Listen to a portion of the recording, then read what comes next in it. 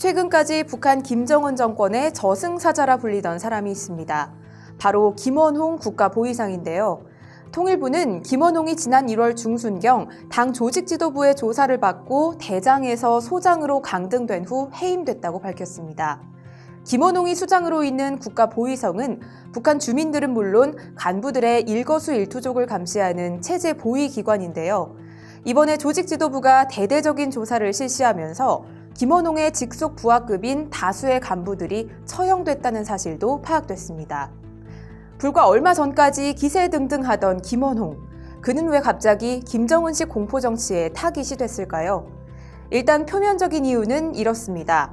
그간 보위성이 주민들을 조사하는 과정에서 잔혹한 고문 등 인권 유린을 자행했고 월권이나 부정부패도 일삼았다는 겁니다.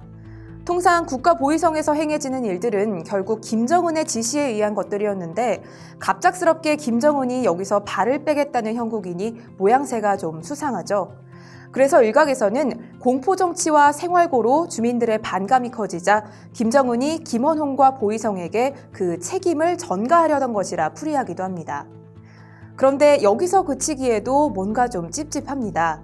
이번 김원홍의 해임을 보면서 몇몇 인물들이 연상되기도 하는데요. 한때 김정은 정권의 실세라 불릴 뻔했던 리영호와 장성택, 그리고 현영철과 같은 고위 간부들이 그 주인공입니다.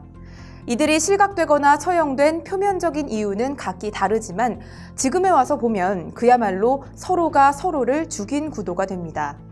리영호는 장성택의 주도로 2012년 숙청됐다고 알려지는데 그 원인은 김정일 시기에 지나치게 비대해졌던 군부에서 힘을 빼기 위한 것이었다는 관측이 많습니다.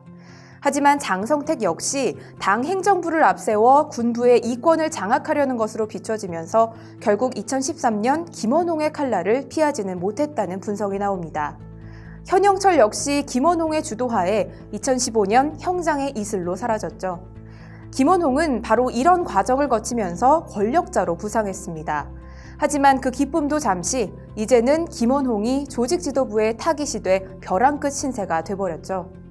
이렇다 보니 일각에서는 앞서 살펴본 일련의 숙청 과정이 간부들 간의 권력 투쟁의 산물이 아니냐는 관측도 내놓습니다. 하지만 시야를 보다 넓혀보면 이는 결국 김정은이 자신의 독재 권력을 강화하기 위한 일종의 돌려막기식 통치술이라고 봐야 할 텐데요. 이번 조직 지도부의 검열 역시 사실상 김정은이 보위성의 힘을 빼기 위한 목적이라고 볼 수 있습니다.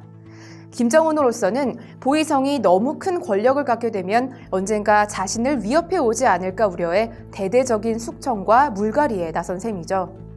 이번 숙청에 잔뜩 긴장한 간부들은 아마 그 어느 때보다 몸을 사리려 할 것으로 보입니다. 그래서 단기적으로는 김정은 체제가 어느 정도 안정적일 수는 있겠는데요. 하지만 간부들의 권력 투쟁을 유도해 세습 독재를 강화하는 김정은식 통치는 언제나 불안정할 수밖에 없습니다. 김정은의 신임을 받아 권력을 잡아도 다시 머지않아 숙청의 대상이 될 수 있는 역설적인 악순환만 반복되겠죠. 그래서일까요? 최근 북한 간부들 사이에선 이런 말이 돈다고 합니다. 태양에 너무 가까이 가면 타 죽고 너무 멀리 가면 얼어 죽는다. 지금까지 NKNOW 김가영이었습니다.